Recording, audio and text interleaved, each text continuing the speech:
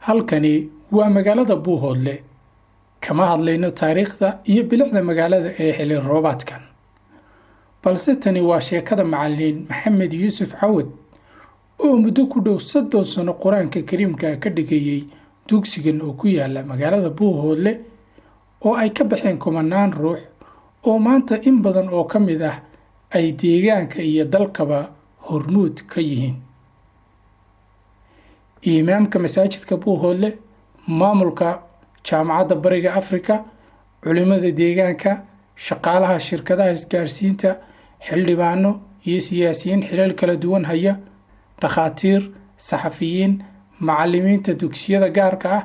iyo waliba qaar kale oo halkan aynan ku soo wada koobi karin waxay qayb ka yihiin ardaydii hayaanka waxbarasho ka soo bilaabay dugsiga macallin Maxamed Yuusuf Cawad oo loo garan og yahay macallin Asad. ما شاء الله والله waa ku farxaa markaan arko arday aan ugu bilaabay malcaamada oo maanta heer ka gaaray runtii aad baan ugu farxaa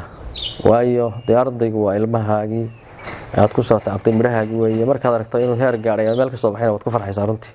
aad baan ugu farxaa aan soo dhaweeyo macallin Maxamed Yuusuf Cawad oo inooga warbixiya taariikhda dahabiga ah ee dugsigan iyo waliba marxaladihii uu soo maray. magacaygu waxa weeye Maxamed Yuusuf Cawad loona yaqaan macallin Asad macallinkii madrasatu taxfiidul qur'aanul kariim ibn Abbas. dugsigan horta furitaankiisu wuu facwan yahay aniga uu iga horeeyay sida aan warka ku haya waxa la furay 74kii ololihii horumarinta reer miyiga ayaa dawladda Soomaaliya waxay u dhistay baa la yiri inay ku taagashay markii hore iskuul ka bacdina wadaadadii markaa joogay Sheekh Usmaan Sheekh Ali iyo Sheekh Ahmed Nuur baa u yimi waxa lagu yiri meesha waxaan doonaynaa ardaydii meel ay quraanka ku dhigtaan ma haystaan madrasadii aan noo saameeyay waa la siiyay inta madrasad bay ahayd waxba lagu baran jiray sidaan ka warhay ardaydii lagu furay sida Sheekh Usmaan uu sheegay wuxuu yiri aniga ardaydii lagu furay kamid aha inta ka bacdi anigu waxaan qabtay 1994 baan qabtay intaana waan hayay waa muddo aan filayay inay tahay 27 sano ama 26 sano meelaha anigu intaas aan gacanta ku hayay marxaladii uu soo maray dugsigu markii hore intii burburkii baanu furnay marka marba keligii malcaamad ay ka ahayd meesha marka aad baa wax loogu bartay insha Allah taala arday badan way ka soo baxday oo boqolaal ka badan oo kumaan ku gaaraysa arday badan ayaa ka faa'iiday ilaa maanta waa madrasad Quraanka Kariimka lagu bartaa iyo waxyaalaha la xiriira marka arday badan baa ka soo baxday ma sha Allah way ardaydii ka soo baxday waxay ku nooshay daafaha caalamka afarta qaaradood meel ay jirin ma jirto maamulada ku jiraan federaalka tahay rag baa ka shaqeeya ama saraakiil ha noqdeen ama agaasimayaal ha noqdeen maamulka Puntland rag baa xildhibaan ah ama agaasimayaal Soomaaliland sidaas oo kale hay'adaha rag baa u shaqeeya marka ma sha Allah waa lagu soo liibaanay alaabadan aad baa lagu liibaanay arday aad fara badan oo ka soo baxay macallin Maxamed Yuusuf Cawad oo muddo ku dhow 30 sano Quraanka Kariimka ka dhigayay dugsigan ma la joogaa maanta xilligii bulshada deegaanka iyo waliba dadkii uu wax soo barayba ay qayb yar oo kamid ah abaalkii uu gashaday dib ugu celin lahaayeen. aan soo dhaweeyo qaar kamid ah ardaydii hayaanka waxbarasho ka bilaabay halkan. السلام عليكم ورحمة الله وبركاته. دمان bulshaweynta halkan waan ka salaamayaa anigoo ah macallin Cabdinaasir Yuusuf Xasan Dhamac waxaan ahay macallin kamid ah macallimiinta magaalada Buuhoodle macallin Qur'aan macallin iskuul macallin maahad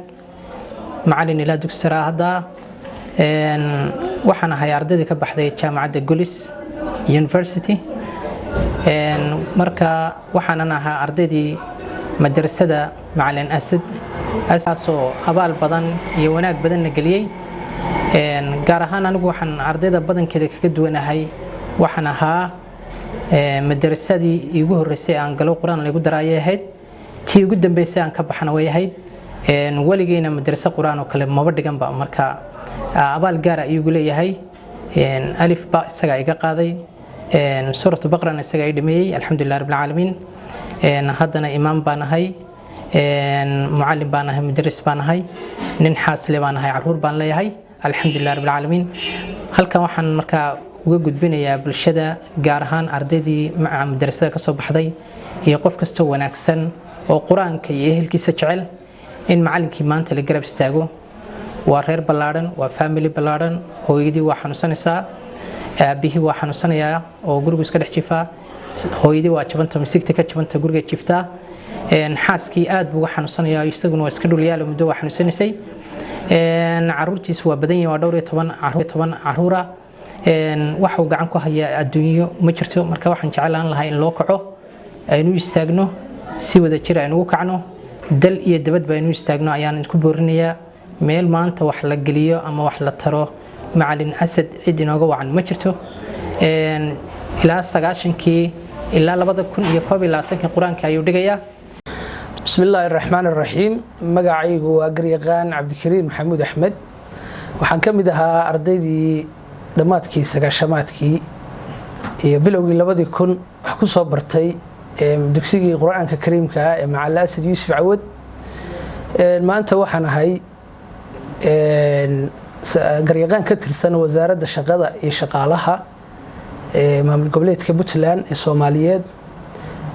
ahna murashax xildhibaan dawladda federaalka u taagan 2021 haddaan halkan hadal yar raaciyo macallinkeenu maanta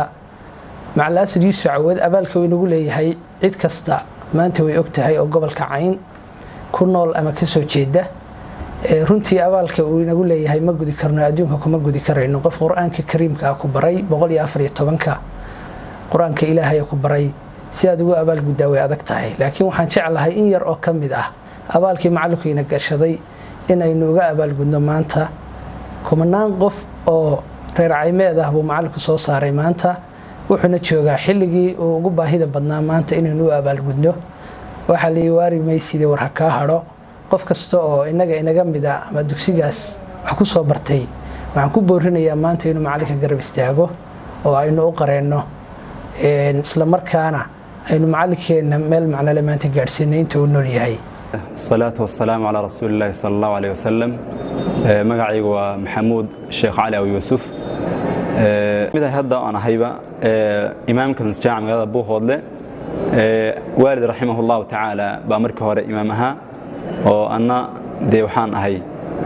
وأن كدم بي الحمد لله أنا سي أم بقاضي خيرك ووالدك هي رحمه الله تعالى مركانو حقيقة دي قرآن كي واقع عن برتي iyo waaga madrasada si aan deernaantii Ilaahay subhanahu wa ta'ala ugu intifaacay ugu anfacay quraankii ayaan maanta meeshii waan ka hayaa alxamdulillah waxa loon kala fadligaas weyn maanta aanu ku naaloonano in macallinku de isaga sabab ahaa isaga ahaa maxaan ku raay buddigihii buu ahaa buddigihii quraanka iyo tacliinta naga soo Ilaahay subhanahu wa ta'ala uu sababta nagu soo saaray buu ahaa marka macallinku bismillaahir rahmaanir rahiim alxamdulillah magacaygu waa Cabdullaahi Cabdisamed hadda waxaan ahay gudoomiyaha jaamacadda bariga Afrika ee magaalada Buuhoodle waxaan kamid ahaa ardadii geedi socodka aqoonta oo runtii meel uu ka bilaamo uu leeyahay meel uu ku dhamaadaan lahayn sida culimada muslimiintu ay dhihi jireen min al-mahdi ila al-lahdi laga bilaabo daradhigta ilaa inta ilka la isdhigayo cilmiga waa la baranayaa waxbarashada iyo aqoontu way soconaysaa meel ku dhamaato ma leh geediga ilaa iyo hadda aan dabada hayno madrasada aad ka sheekaysay ee aad tilmaantay madrasatu ibn Abbas ee macallinkay ka yahay ama uu dhigo macallinka weyn ee rugcadaaga ee la yaqaano macallin Asad meelihii runtii aan ka soo bilaabay bay ahayd aqoonta macallinkii farqabashada iyo alifka baray buu ahaa إلهي سبحانه وتعالى خير بدن هكسيو أي هذا وين أرجنايو مع الأسد خير الله سيه وهي مدرستي وادقا لا يزال يعني إنه بعد هذه المدة الطويلة إنه صاريو أرضي ولي صاريو الدلقات كيسا يسبر كيساسي وحي حسوسين يا من تابعيه ولدي شري أبو عبد الرحمن السلمي وعثمان بن عفان حديث كونبي كوريو سنكسي وريا خيركم من تعلم القرآن وعلمه وحيدين كونا أكسن الدنيا آخرة كهذا الكإلهي برته ومدنا بره dadka noocaasa runtii tacabka umada galiyay dhalinyaradeena waxa weeye maskaxdooda iyo yamaankooda iyo aqoontooda dhisay de tacabkii ay galeen in loo gudo oo waxa weeye ayay u baahan yihiin waxaan isleeyahay run allahu tacaala filayaa in aynaan abaalka laynoo galay iyo tacabka layna geliyey inaynaan ka abaalka darayn waxa weeye aynu waxa uu mudan yahay insha allahu tacaala aynu marin doono macalinka iyo madrasadaba aad baad u mahadsantihiin asalaamu calaykum waraxmat ullah بسم الله الرحمن الرحيم الحمد لله رب العالمين والصلاة والسلام على رسول الله صلى الله عليه وسلم مقعي هو محمد عبد الولي يوسف وحان هذا هي معلم كمذا معلمين تا مبرياش جامعة برية أفريقيا iyo macadka sare ee alfurqaan buuhoodle ee shareecada waxaan kamid ahaa ardaydii ka aflaxday madrasada ibn Abbas madrasada macallin Asad Yusuf Awad runtii joogaa xilligii aynu macalinkeena xusuusan lahayn ee aynu caawin lahayn inagu aynu garan lahayn inaynu caawino waxaan ugu baaqayaa dhammaantood inaynu isu taagno inaynu gacan qabanno macalinkeena abaalkii uu ina gashaday ee ahaa qur'aan kariimka ah oo ah waxa adduun iyo aakhiraba lagu liibaanayo ee uu ina baray aynu celino insha Allah taala ayaan dhammaantood ugu baaqayaa magacaygu waa Mr. Abdullah Ahmed Rawte waxaan kamid ahaa ardaydii hayaanka waxbarashada ku soo bilaabay malcamada Macallin Asad ee ku taala magaalada Buuhoodle haddana waxaan ahay isuduwaha wasaaradda caafimaadka dowlad goboleedka Puntland ahna dhiinka kuliyadda caafimaadka jaamacadda bariga Afrika farceeda Buuhoodle waxaan rabaa inaan halkan uga mahad celino macalinka waxna soo baray inta kadib waxaan rabnaa guud ahaan bulshooyinka Buuhoodle iyo dadka wax soo barayba in maanta macalinkeeni aan garab istaagno Abdulrahman Aadan Suudi kamid ah ardaydii ka baxday madrasada ibn Abbas macallin Asad Yusuf Awad inta kadib tiyatalkayga shaqo waxa weeye waa direct idahab Buuhoodle ama madaxa idahabka Buuhoodle inta kadib waxaan macallin Asadi waxa weeye wuxuu ku leeyahay xaq weyn gobolka runtiisa in ognahay waa bixi gobolka marka waxaan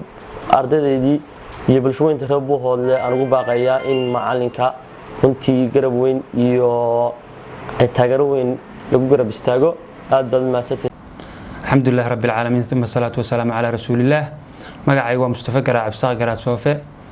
waxaan kamid ahay ardaydii hayaankii waxbarasho ka soo bilaabay dugsiga quraanka kariimka ee Macallin Asad hadda waxaan kamid ahay